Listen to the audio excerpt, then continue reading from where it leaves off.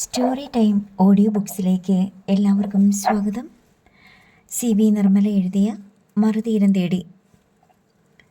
അർദ്ധരാത്രിക്കപ്പുറം നീണ്ടുപോയ ചർച്ചകൾക്കും വാഗ്വാദങ്ങൾക്ക് ശേഷം 3 പേരും ക്ഷീണിതരായി വെറുതെ മറ്റെന്തെങ്കിലും ചിന്തിച്ചുകൊണ്ടിരുന്നു. നയോമിയുടെ കൊലപാതകം ആസൂത്രണം ചെയ്തത് കൈലാസ്നാഥ് ആണെന്നായിരുന്നു അഷ്ടമൂർത്തിയുടെ ചിന്താഗതി. കൈലാസ്നാഥിനെ പ്രതിസ്ഥാനത്ത് നിർത്തിക്കൊണ്ടാണ് അഷ്ടമൂർത്തി തൻ്റെ അന്വേഷണങ്ങൾ ആരംഭിച്ചത് തന്നെ. പക്ഷേ അപ്പോൾ കൊല്ലപ്പെട്ടവളുടെ സ്ഥാനത്ത് സിതാരയായിരുന്നു. ആ നിലയ്ക്ക് ചിന്തിക്കുമ്പോൾ കൈലാസ്നാഥും മഹാദേവൻ നമ്പ്യാരുടെ ബന്ധുജനങ്ങളും ചേർന്നുള്ള ഗൂഢാലോചനയുടെ ഫലമാണെന്ന് തോന്നുമായിരുന്നു അച്ഛൻ്റെയും മകളുടെയും ആകസ്മിക മരണങ്ങൾ. കൊല്ലപ്പെട്ടത് മഹാദേവൻ നമ്പ്യാരും സിതാരയും ആയിരിക്കുന്ന അവസ്ഥയിൽ ആ വാദം നിഷേധിക്കാൻ കഴിയുന്നതല്ലെന്ന് ഡോൺ ഡി മാളിയക്കൽ സമ്മതിച്ചു കൊടുത്തു. പക്ഷേ സംഭവം അങ്ങനെയല്ല നടന്നിരിക്കുന്നത്.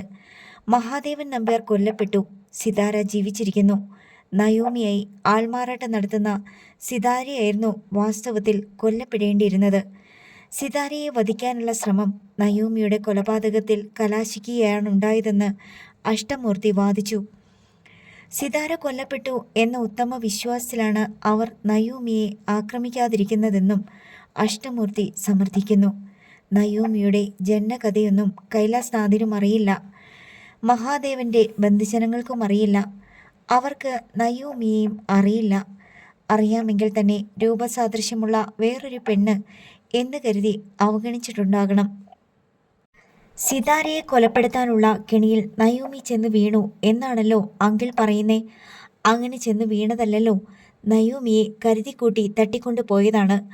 അതും കൂടി അങ്കിൾ കൂട്ടി വായിക്കണം, ഡോൺ ഡി വാദിച്ചു. എറണാകുളത്ത് നിന്ന് തട്ടിക്കൊണ്ടു പോകപ്പെട്ട നയോമി എങ്ങനെ ചെന്നൈയിലെത്തി? സിതാരയുടെ മരണക്കുറി ഏറ്റുവാങ്ങി. നയോമിയെപ്പറ്റി കൈലാസ്നാഥിന് ഒരറിവും ഉണ്ടായിരുന്നില്ല. അത് സമ്മതിക്കാമോ? അഡ്വക്കേറ്റ് വാദിച്ചു. അത് സമ്മതിക്കാം. മഹാദേവൻ നമ്പ്യാരുടെ ബന്ധുക്കൾക്കും അറിവുണ്ടായിരുന്നില്ല. ഇല്ലെന്ന് വേണം കരുതാൻ. ഡോൺ ഡി അതും സമ്മതിച്ചു. മഹാദേവൻ നമ്പ്യാരെ വകവരുത്തിയത് കൈലാസ്നാഥ്, സിതാരയെ വധിക്കാനുള്ള ശ്രമം നടത്തിയതും അയാൾ തന്നെ. ഇത്രയും സമ്മതിക്കാമോ? അഷ്ടമൂർത്തി ചോദിച്ചു. അതെല്ലാം ശരി തന്നെ. എനിക്ക് പോലും നയോമിയെക്കുറിച്ച് ഒരറിവും ഉണ്ടായിരുന്നില്ല. നയോമി ആരാണെന്നോ എവിടെയാണെന്നോ, നയോമി എന്നാണ് മഹാദേവൻ നമ്പ്യാരുടെ മകളുടെ പേരെന്നോ എനിക്കറിയുമായിരുന്നില്ല. അങ്കിളിന് പോലും അറിയാത്ത കാര്യം മറ്റൊരാൾ എങ്ങനെ അറിയും? മഹാദേവൻ നമ്പ്യാരുമായി അവസാന കാലത്ത് ഏറ്റവും അടുപ്പമുണ്ടായിരുന്നത് അങ്കിളിനല്ലേ? ജിൻസൺ ചോദിച്ചു.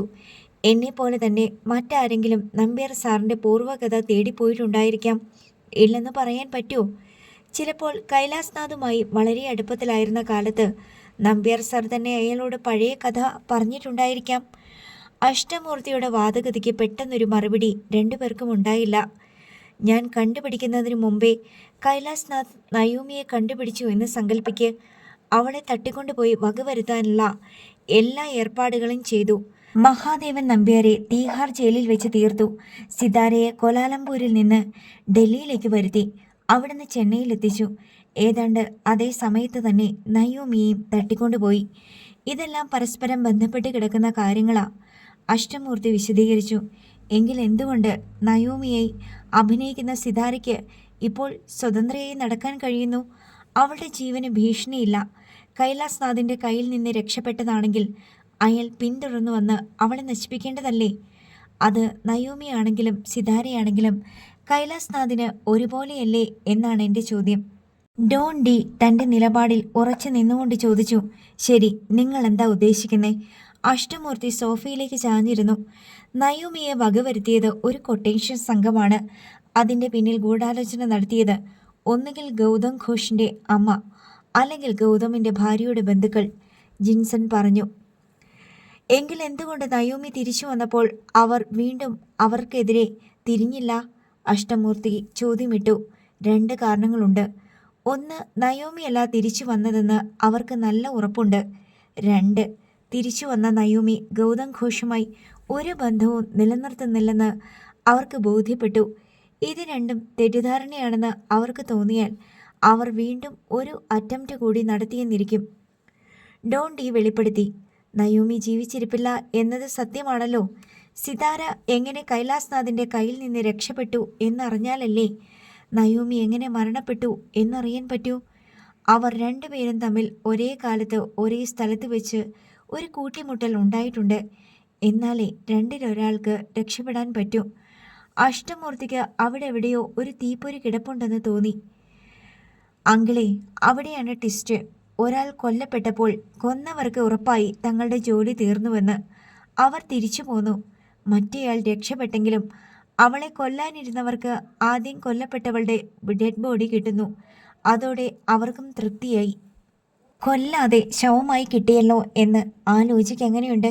പക്ഷേ ഇത് കണ്ടുപിടിക്കാൻ വലിയ പ്രയാസമായിരിക്കും, അഷ്ടമൂർത്തി പറഞ്ഞു. ഏറ്റവും എളുപ്പമുള്ള മാർഗം സിതാര താൻ നയോമിയല്ല സിതാരയാണ് എന്ന് സമ്മതിക്കുക മാത്രമാണ്, ഡോൺ ഡി അഭിപ്രായപ്പെട്ടു. അതിന് നമ്മളാരും നിർബന്ധിക്കേണ്ട. അവൾ അതിലേക്ക് തന്നെ എത്തിച്ചേരും.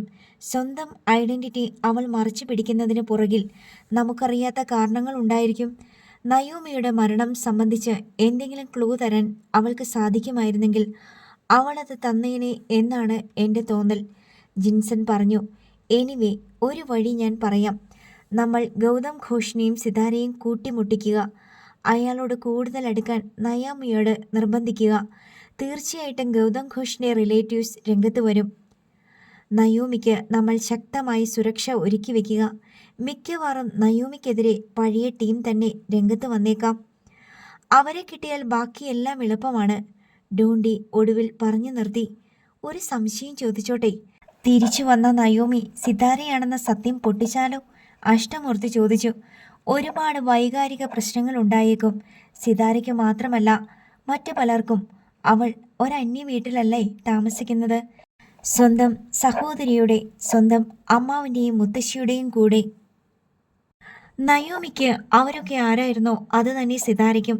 അതുമാത്രമല്ല, അവളിപ്പോൾ ഒരമ്മയെയും ഭാര്യയെയും മരുമകളായും അഭിനയിച്ചു കൊണ്ടിരിക്കുകയാണ്. ശത്രുക്കളിൽ നിന്നുള്ള ഷെൽട്ടർ മാത്രമല്ല അവൾക്ക് ആ വീട്. സിനിമ, സീരിയൽ അഭിനയം പോലും അവൾ കഷ്ടപ്പെട്ട് നയോമിയെ അനുകരിച്ച് ചെയ്യണമെങ്കിൽ അവൾക്ക് നയോമി ബാക്കി വെച്ചിട്ട് പോയ സംഗതികളോടുള്ള ഡെഡിക്കേഷൻ എത്രമാത്രമായിരിക്കണം? അവളുടെ അഭിമാനത്തിന് കോട്ടം വരുത്താതെ അവൾ സിതാരയാണെന്ന് തെളിയിക്കാൻ നമുക്ക് കഴിയണം. നയോമി കൊല്ലപ്പെട്ടുവെന്ന് സ്ഥിരീകരിക്കുകയാണ് അതിനുള്ള മാർഗം. അതിന് സിതാരയുടെ സഹായം വേണം താനും, ജിൻസൺ പറഞ്ഞു. അങ്കിൾ നാളെ നയോമിയുടെ വീട്ടിൽ പോയി അവളെ കൊണ്ട് ഗൗതം ഘോഷിനെ മീറ്റ് ചെയ്യാൻ പ്രേരിപ്പിക്കണം. ഇത് പലതവണ ആവർത്തിച്ചു കഴിയുമ്പോൾ നയോമിയുടേതായിരുന്ന യഥാർത്ഥ ശത്രുക്കൾ രംഗത്ത് വരും. ബാക്കി കാര്യം ഞാൻ നോക്കിക്കൊള്ളാം. ഡോൺ ഡി വിഷയം തൽക്കാലം പറഞ്ഞവസാനിപ്പിച്ചു. പിറ്റേന്ന് അഷ്ടമൂർത്തി നയോമിയുടെ വീട്ടിലെത്തി. നയോമിയുടേത് തണുത്ത സ്വീകരണമായിരുന്നു. സിതാരയുടെ കൊലപാതകികളെ കണ്ടുപിടിക്കേണ്ടതിൻ്റെ ആവശ്യകതയെക്കുറിച്ച് പറഞ്ഞു തുടങ്ങിയപ്പോൾ തന്നെ അവൾ തടഞ്ഞു നിർത്തി കൊണ്ടെന്ന പോലെ ചോദിച്ചു, ആരെയാ നിങ്ങൾക്ക് ജീവനോടെ വേണ്ടത്? നയോമിയെയോ സിതാരയെയോ? രണ്ടിലൊരാളെ ജീവിച്ചിരിപ്പുള്ളൂ. സിതാരയെയാണ് വേണ്ടതെങ്കിൽ ഞാനാണ് സിതാര. അതല്ല, നയോമിയാണ് വേണ്ടതെങ്കിൽ ഞാനാണ് നയോമി. അഷ്ടമൂർത്തി മറുപടിയില്ലാതെ നിശ്ചേഷ്ടനായി അവളുടെ മുന്നിൽ നിന്നു. തനിക്ക് പറയാനുള്ള പോയിന്റ് പഴുതില്ലാത്ത വിധം ക്രമീകരിച്ച ശേഷം അഡ്വക്കേറ്റ് അഷ്ടമൂർത്തി നയോമിയോട് പറഞ്ഞു, എനിക്ക് നയോമിയെയും വേണ്ട, സിതാരയെയും വേണ്ട. സിതാരയുടെയും മഹാദേവൻ നമ്പ്യാരുടെയും കൊലയാളികളെയാണ് എനിക്ക് വേണ്ടത്. അത് കണ്ടുപിടിക്കാൻ വേണ്ടിയാണ് ഞാൻ നിന്റെ പിന്നാലെ കൂടിയിരിക്കുന്നത്. ഇതിൽ കൂടുതൽ ഞാൻ നിങ്ങൾക്ക് വേണ്ടി എന്താ ചെയ്യേണ്ടത്? ഓർമ്മ മുഴുവൻ നഷ്ടപ്പെട്ടു പോയിട്ട് ജീവിക്കുന്നവളാ ഞാൻ. എനിക്ക് ഒരുപാട് ഉത്തരവാദിത്തങ്ങളുണ്ട്. ഒരു കുടുംബം നോക്കേണ്ടവളാ ഞാൻ. അതിനൊക്കെ ഞാനും സഹായിക്കുന്നുണ്ടല്ലോ. നിന്റെ സുരക്ഷയെക്കുറിച്ച് പേടിയുണ്ടെങ്കിൽ ആദ്യമേ തന്നെ പറഞ്ഞേക്കാം. നിനക്കൊരു കുഴപ്പവും പറ്റാതെ ഞങ്ങൾ നോക്കിക്കൊള്ളാം. സിതാരയുടെ കൊലപാതകി ആരാണെന്ന് കണ്ടുപിടിച്ചിട്ട് എനിക്ക് എന്ത് കിട്ടാനാ? എനിക്കറിയില്ല സിതാരയെ. എനിക്ക് എന്നെപ്പോലും അറിയില്ല. പിന്നെ എന്നേത്തിനാ ഓർമ്മയും ബുദ്ധിയും ഇല്ലാത്ത ഞാൻ സിതാരയുടെ കൊലപാതകയെ തേടുന്നേ? അവളുടെ സഹോദരി എന്ന നിലയിൽ നീ അവളോട് കാണിക്കേണ്ട കേവല നീതി മാത്രമാണിത്. അതെല്ലാം നീ സമ്മതിച്ചതാണല്ലോ.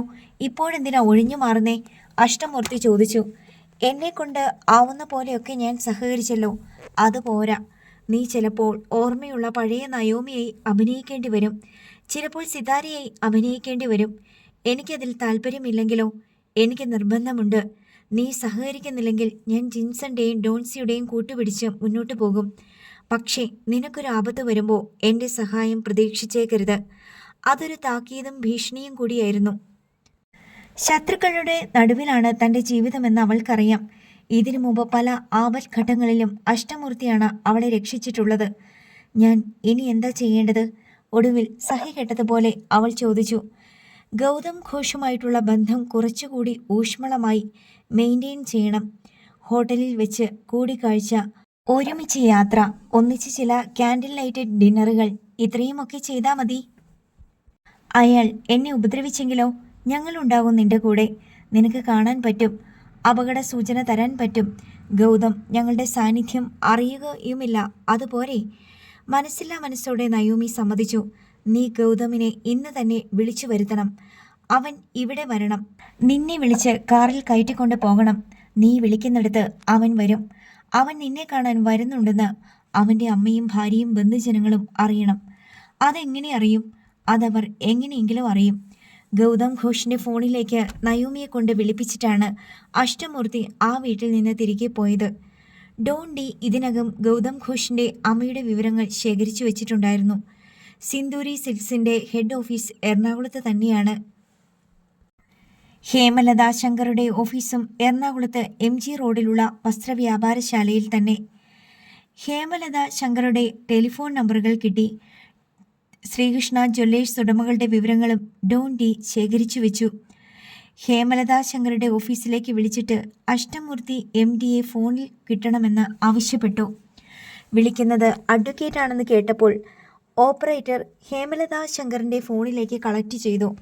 ഔപചാരികമായ പരിചയപ്പെടുത്തലിന് ശേഷം അഷ്ടമൂർത്തി പറഞ്ഞു. നിങ്ങളുടെ മകൻ വീണ്ടും എൻ്റെ കക്ഷിയെ ശല്യപ്പെടുത്താൻ തുടങ്ങിയിരിക്കുന്നു. ഫിലിം ആക്ട്രസ് നയോമിയുടെ കാര്യമാണ് പറയുന്നത്. ഇന്നലെ അവൻ നയോമിയെ അവൻ്റെ ഹോട്ടൽ സ്യൂട്ടിൽ വിളിച്ചു വരുത്തി. ഇന്ന് നയോമിയുടെ വീട്ടിലേക്ക് അവൻ വരുന്നുണ്ട്. 1 മണിക്കൂറിനകം എത്തും. അവർ രണ്ടുപേരും കൂടി എവിടേക്ക് പോകാൻ പ്ലാൻ ചെയ്യുകയാണ്. ദുബൈയോ സിംഗപ്പൂരോ ആയിരിക്കുമെന്നാണ് എനിക്ക് കിട്ടിയ വിവരം. ഒന്ന് ശ്രദ്ധിക്കുന്നത് നന്നായിരിക്കും. ഹേമലത ശങ്കർ ആരാ എന്താ എന്നെല്ലാം ചോദിച്ചു വരുമ്പോഴേക്കും അഷ്ടമൂർത്തി കോൾ കട്ട് ചെയ്തു കഴിഞ്ഞു. ഇനി ഹേമലത ശങ്കറിൻ്റെ ദൃഷ്ടി മകൻ്റെ പിന്നാലെ പായുമെന്ന് അഷ്ടമൂർത്തിയും സംഘവും കണക്കുകൂട്ടി.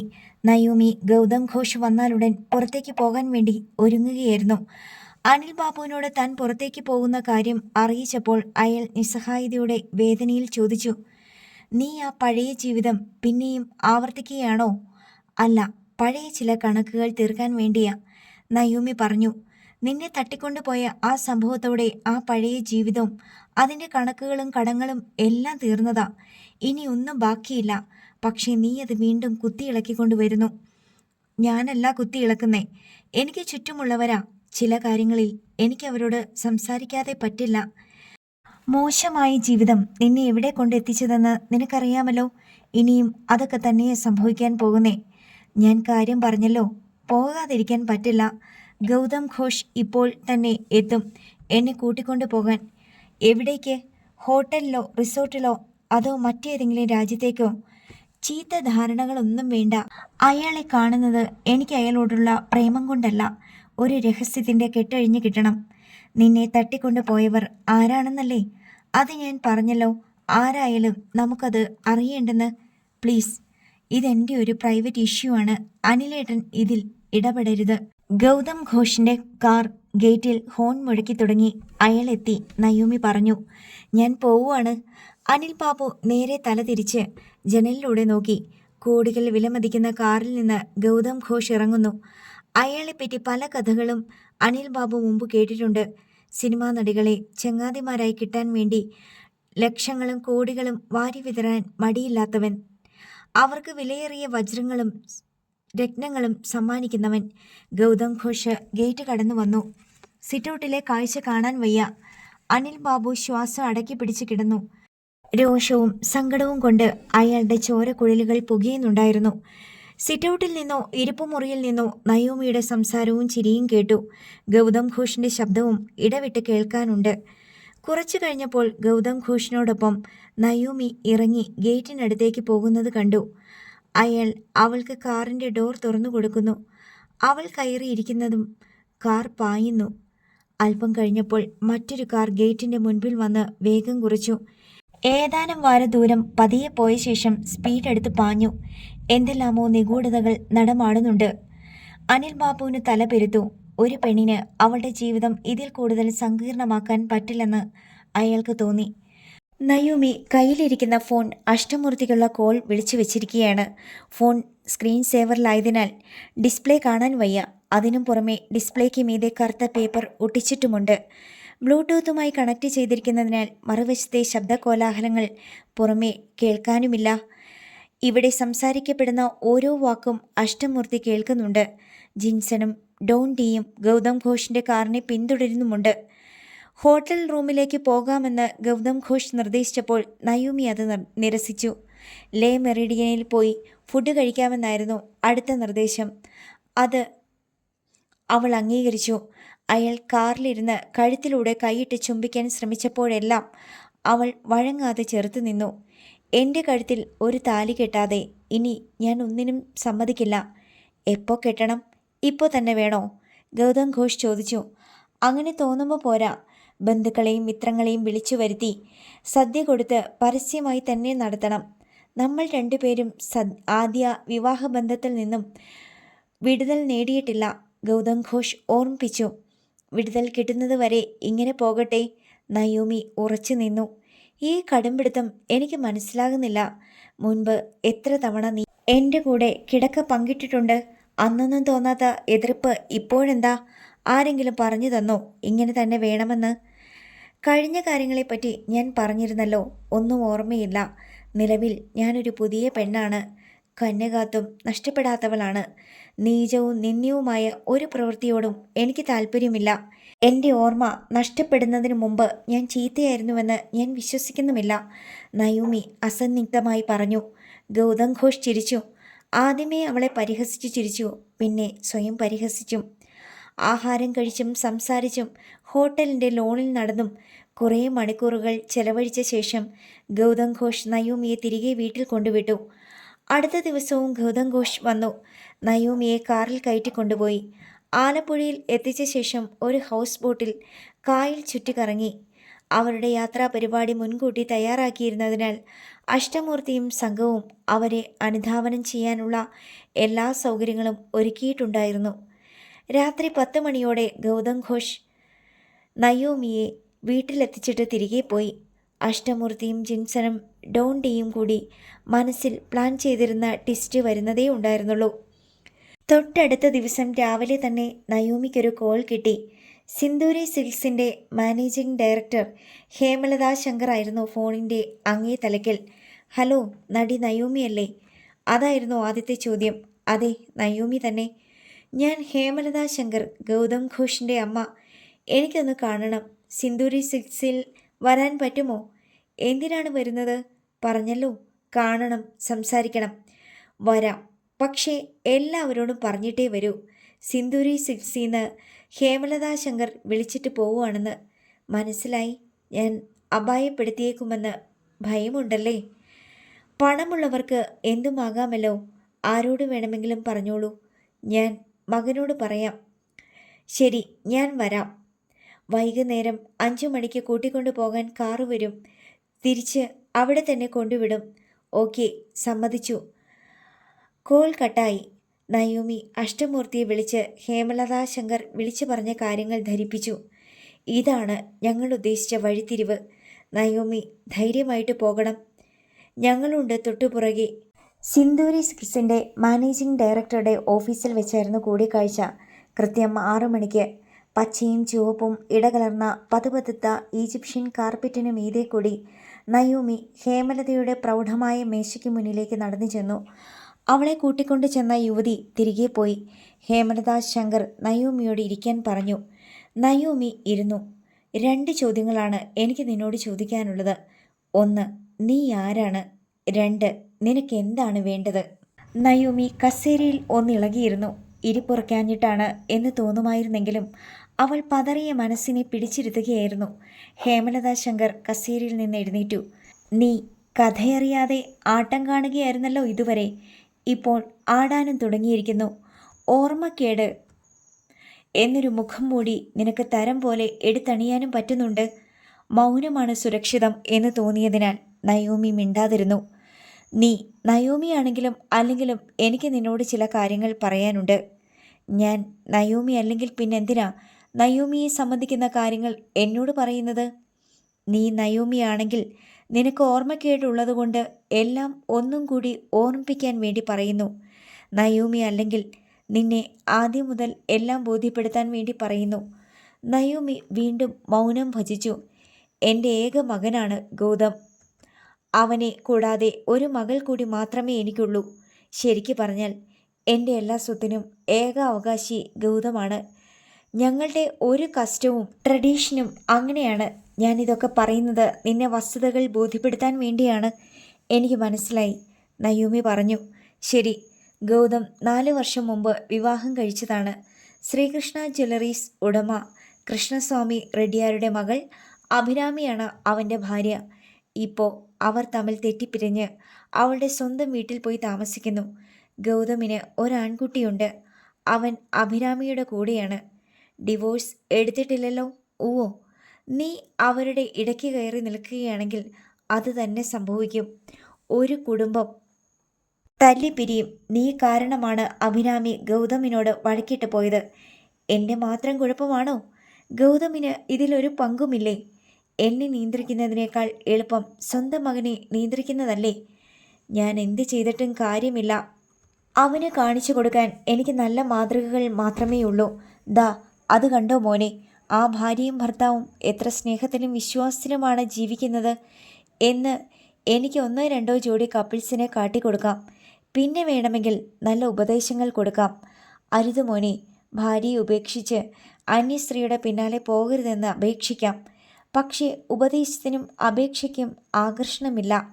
ദാമ്പത്യ ജീവിതത്തിൻ്റെ നല്ല മാതൃകയ്ക്കും ആകർഷണമില്ല.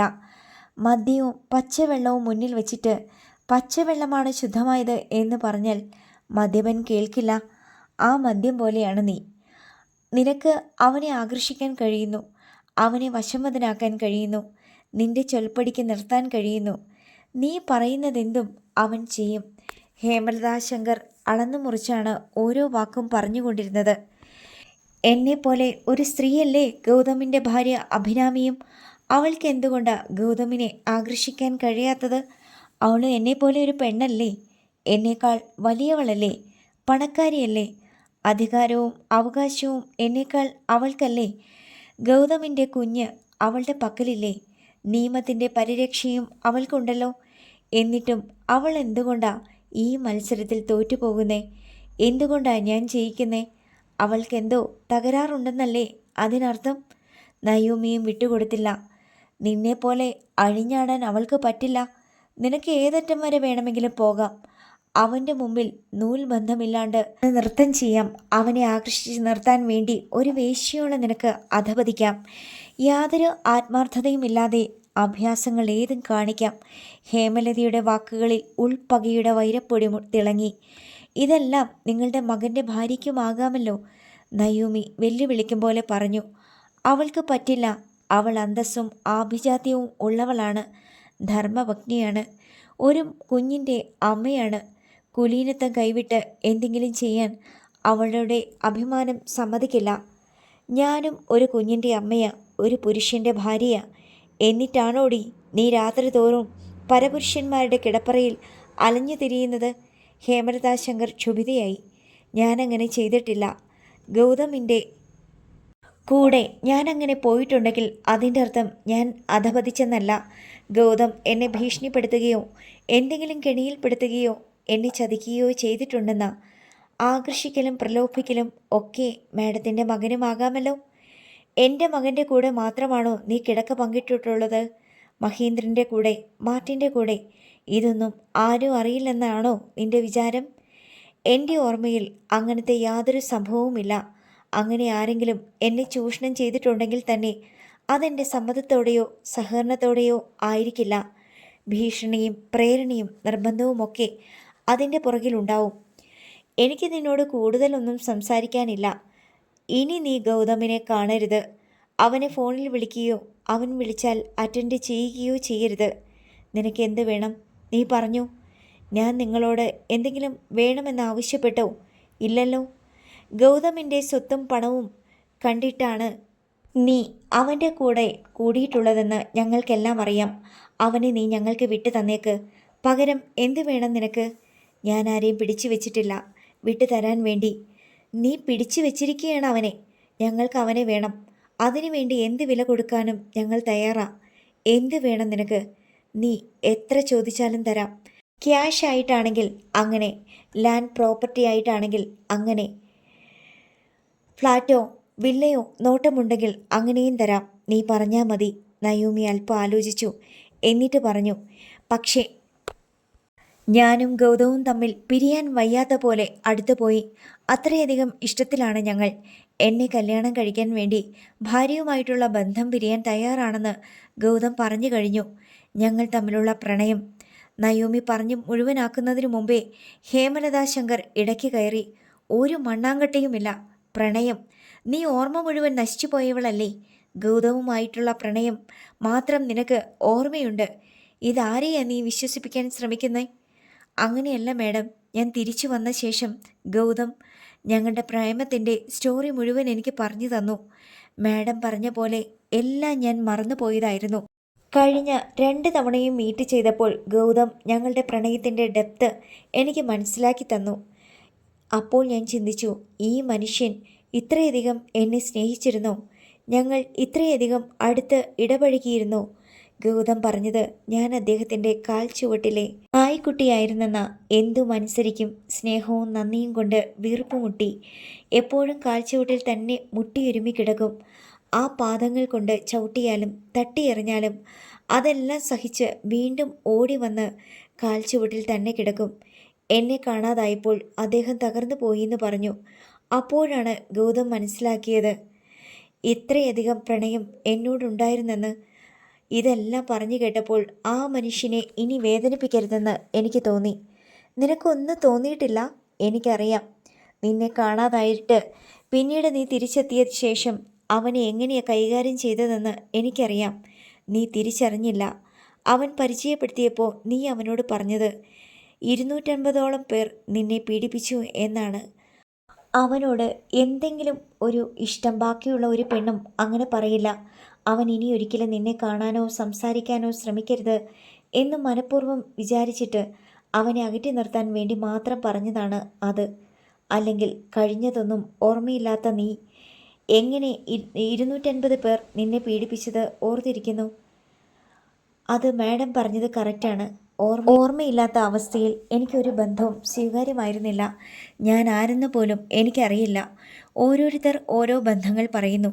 ഞാൻ ഭാര്യയാണ്, അമ്മയാണ്, മരുമകളാണ്, സിസ്റ്റർ ഇൻ ലോയാണ്, നീസാണ്, ഗ്രാൻഡ് ഡോക്ടറാണ്, നടിയാണ് എന്നെല്ലാം ആ കൂട്ടത്തിൽ ഗൗതവും വന്ന് പറഞ്ഞു.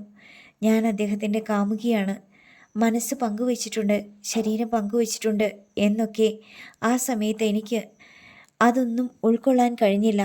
ആദ്യം ഞാൻ എന്നെ തന്നെ കണ്ടുപിടിക്കണമായിരുന്നു. എന്നെ എവിടെയെങ്കിലും ഒന്നിരുത്തണമായിരുന്നു. ഇനി ഞാൻ എന്ത് ചെയ്യണം എന്ന് ആലോചിക്കണമായിരുന്നു. അത് കാരണം ഞാൻ എല്ലാവരെയും അകറ്റി നിർത്തി. അതാണ് സത്യം.